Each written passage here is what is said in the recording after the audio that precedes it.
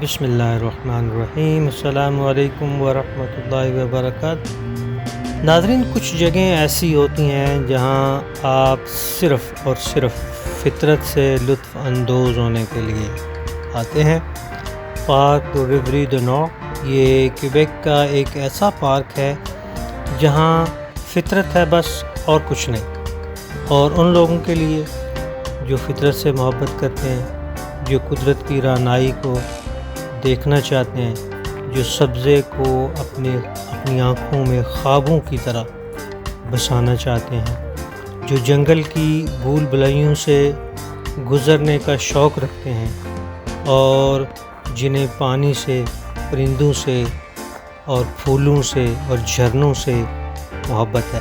اس park کی خاص خوبی جو ہیں وہ اس کے پل ہیں، چھوٹے موٹے پل اور پلیاں، اور مختلف جگہوں پہ جو گزرگاہیں ہیں وہ آپ کو ایک ایسی جگہ پہ لے جاتے ہیں جیسے کوئی خواب کا ساما ہو۔ اور دیکھیے پانی اتنا پرسکون ہے، اور اس کے اندر جو آبی حیات ہے، اور یہ جو مرغابیاں ہیں یہ ایسے ہے جیسے سکتے کی حالت میں ہوں۔ اور جب آپ یہ پہلے پل سے گزرتے ہیں، یہ بڑا لمبا سا یوں لگتا ہے جیسے یہ آپ اس پہ گزرتے گزرتے آپ دور کسی خوابوں کی دنیا میں جانے والے ہو۔ اور اب جب چلتے ہیں تو آپ کو ایک اور پل نظر آتا ہے، یہ دیکھیں، یہ پلاسٹک کے گدوں سے بنا ہوا ہے۔ اس پر پاؤں رکھتے ہوئے ہی آپ کو جو جھولا سا محسوس ہوتا ہے، یوں لگتا ہے کہ آپ ابھی پانی کے اندر اس کا حصہ بن جائیں گے۔ پانی بہت پرسکون ہے، اور یہ دیکھیے جو یہاں کے کاریگر ہیں، انہوں نے لکڑی کے تختوں کو بڑی خوبصورتی سے جوڑ کر بنایا ہوا ہے، اور آپ کے پاؤں کے نیچے سے سرسراہٹ جو ہے پانی کی، وہ بالکل آپ کی روح میں اتر جاتی ہے۔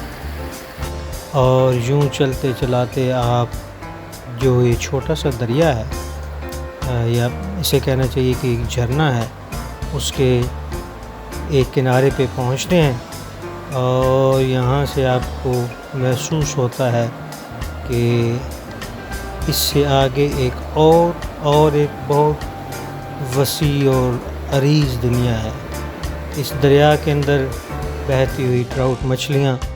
اس کے کناروں پہ یہ سبزے کے اندر کھلے ہوئے خوبصورت موتیے کی طرح کے سفید پھول آپ کو آپ کی یادداشت کا حصہ بن جاتے ہیں۔ اور قدرت کی صناعی کے ساتھ ساتھ یہ دیکھیں انسان کی جو تخلیق ہے، بال کھولے ہوئے ایک لڑکی بینچ پہ بیٹھی کتاب کا مطالعہ کر رہی ہے، اور تھوڑی سی دور آگے جائیں تو آپ دیکھیں کہ یہ ایک لاؤبالی سا نوجوان جو شاید گلہریوں کو یا یہاں جانوروں کو دانہ دن کر ڈال رہا ہے، اور اس سے آگے کتاب سے لگاؤ رکھنے والا یہ شخص، اور یہ اس کے ساتھ کھڑا ہوا ایک اور شخص جو ہے۔ اور یوں آپ چلتے چلاتے اس بڑے پل پر پہنچتے ہیں،